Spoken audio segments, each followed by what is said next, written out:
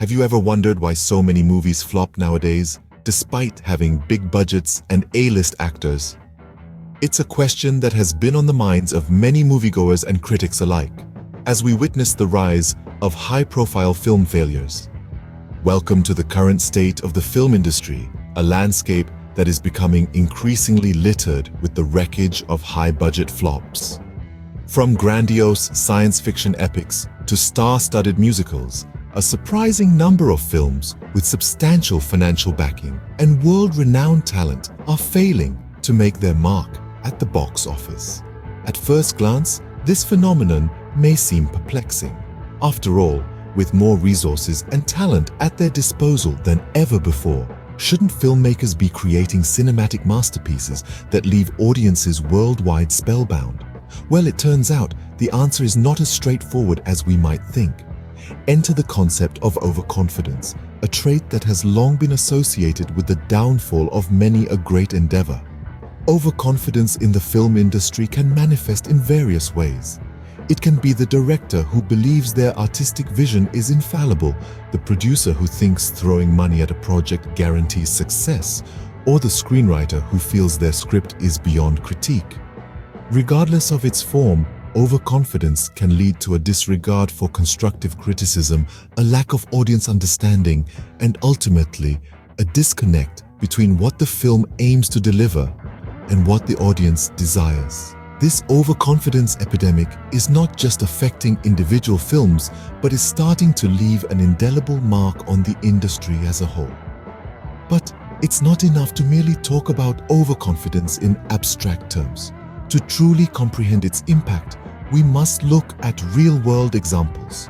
So, let's roll up our sleeves and delve into the details. Taking an example, let's delve into a case study of a movie that suffered due to overconfidence, John Carter.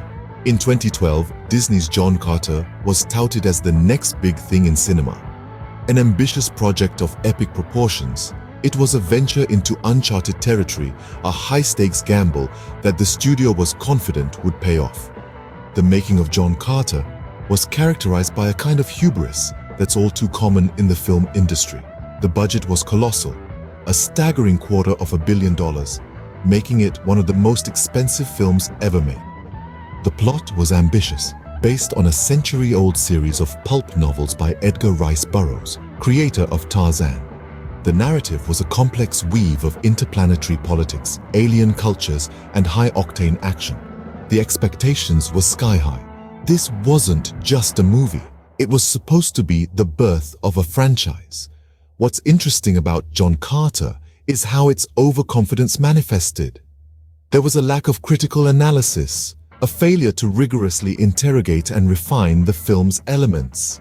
The plot was convoluted, the pacing uneven, the character development lacking. Yet, these issues were overlooked, lost in the dazzle of the movie's grand vision and the echo chamber of enthusiastic insiders. It's as if the creators were so enamored with their creation, they couldn't see its flaws. But when John Carter was released, the audience saw those flaws. The film was met with a lukewarm response, both critically and commercially. The grand franchise never materialized. The film ended up losing Disney around $200 million. The overconfidence that had fueled its creation had led to its downfall. The overconfidence in John Carter resulted in a flop, but it's not an isolated case. Let's look at another example, Cats. The 2019 film adaptation of the Broadway musical Cats was expected to be a surefire hit.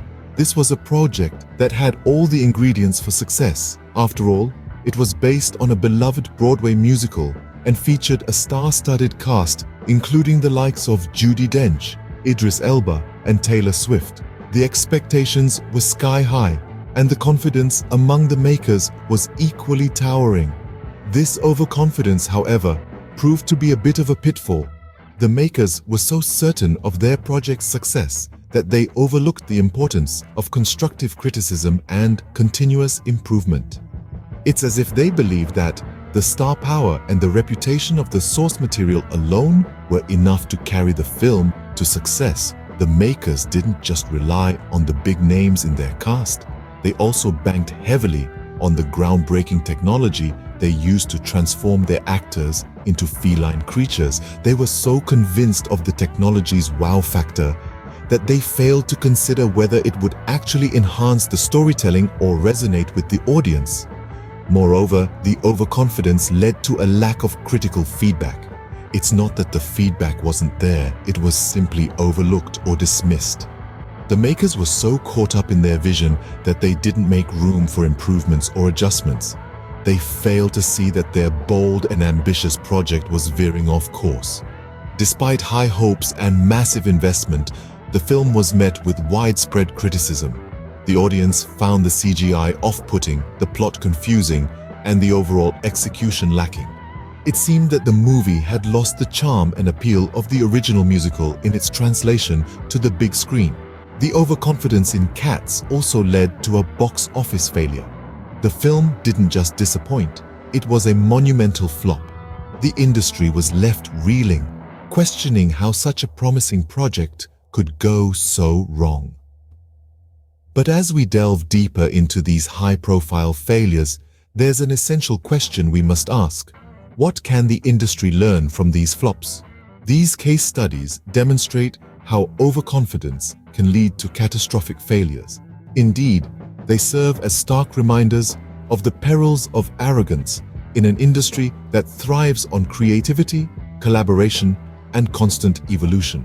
But what lessons can be gleaned from these cinematic debacles? Firstly, let's talk about the importance of critical feedback. It's easy to get lost in the euphoria of creating something. The enthusiasm and passion often blind filmmakers to potential flaws. Here lies the value of an external perspective, a fresh set of eyes that can objectively evaluate the work. In the case of John Carter and Cats, had the makers sought and accepted critical feedback, they might have identified the glaring issues that led to their downfall. Next, we come to continuous improvement. Filmmaking is an art, and like any other art form, it requires practice and refinement. Every film is a learning opportunity, a chance to identify what works and what doesn't. The key is to learn from past mistakes, not just one's own, but those of others as well. The film industry must take these failures as stepping stones towards better storytelling, improved character development, and more engaging narratives. Lastly, but certainly not least, is the virtue of humility. It is the very antithesis of overconfidence. It's about acknowledging that there's always room for improvement, that no one is above criticism, and that success is not a guarantee, but rather a result of hard work, patience, and a willingness to learn and adapt. Many great filmmakers have built their careers on these principles.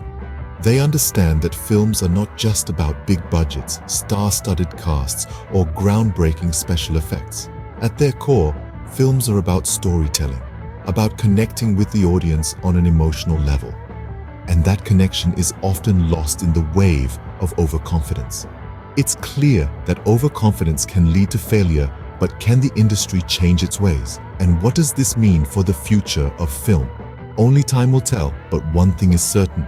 The lessons are there, waiting to be learned. The question is, are we ready to learn them? The film industry is at a crossroads, where overconfidence is leading to an increasing number of flops. This isn't just a statement of fact, but a call to action for filmmakers worldwide. They're being challenged to rethink their approach, to reshape their strategies, and to rekindle their passion for storytelling. There's a potential for a seismic shift in the industry, a move away from the glitz and glamour of high budgets and star power, towards an emphasis on what truly makes a film memorable: quality storytelling and audience engagement. Imagine a world where filmmakers focus less on dazzling with special effects and more on captivating audiences with compelling narratives, where the storyline is king and every character, every dialogue, every scene is meticulously crafted to serve the plot. A world where the success of a film isn't measured by its box office collections, but by the impact it leaves on its viewers. We might also see a rise in the importance of audience engagement. In a time when anyone with a smartphone can share their opinion with the world, filmmakers can no longer afford to ignore their viewers. Engaging with audiences, understanding their likes and dislikes, their hopes and fears could become an integral part of the filmmaking process. And perhaps the industry could also embrace a more humble approach. Rather than assuming they know what the audience wants, filmmakers could start listening more, experimenting more, failing more, and in the process, learning more. Of course, these are just possibilities. The future is always uncertain, always unpredictable. But one thing is for sure, change is inevitable. The film industry, like any other, must evolve or risk becoming obsolete. Only time will tell if the industry can learn from its mistakes and create better movies for audiences worldwide. Until then, we'll keep watching and hoping for the best.